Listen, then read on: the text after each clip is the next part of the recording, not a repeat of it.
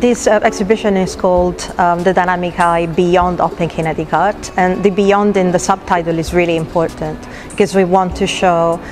what came before and led into thinking about optical and kinetic effects in artistic movements in the post-war period. The works are almost entirely drawn from Tate's collection, and Tate began to collect geometric abstraction and works of optical and kinetic art really soon after they began to be made. So as an institution it was supportive of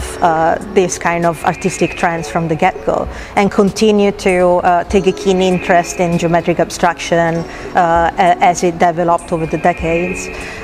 So this exhibition also, with the beyond in the subtitle, wants to put the emphasis on the international array and the range of cultural backgrounds of the artists that participated to those movements. We have areas in the exhibition dedicated, for example, to Zagreb's New Tendencies movement, which brought together artists from all over the world that were working with similar geometric, mathematically generated and kinetic patterns, and even in the late 1960s began to take an interest in the use of computers in the art, which was an absolute novelty at the time. We have a section dedicated to optical inspired works from West Asia and North Africa, with works by artists from Iran and Morocco, including Mohamed Melehi, a representative of the Casablanca school. And so we really wanted to give an idea of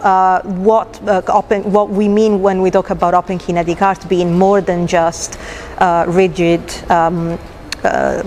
geometric patterns and vibrating visual effects. It's definitely that as well, and you will see that in the exhibition, but there's other types of works that are less obviously associated with those kind of movements, and yet are very important to give a more rounded sense of what the artists that were working in those movements were looking at and were interested in. Cosmic powers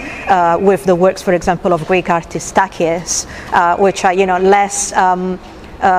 the geometric rigidity side and more interested in using a kind of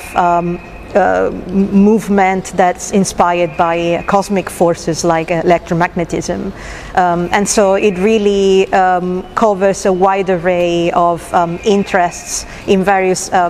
branches of science and mathematics that this artist had, and very importantly also with democratizing art and making it easily accessible to everyone without a strong background in liberal arts or art history. Anyone, according to this artist, could stand in front of the works and feel their effects with their senses and not really need much else in order to be able to fully perceive them.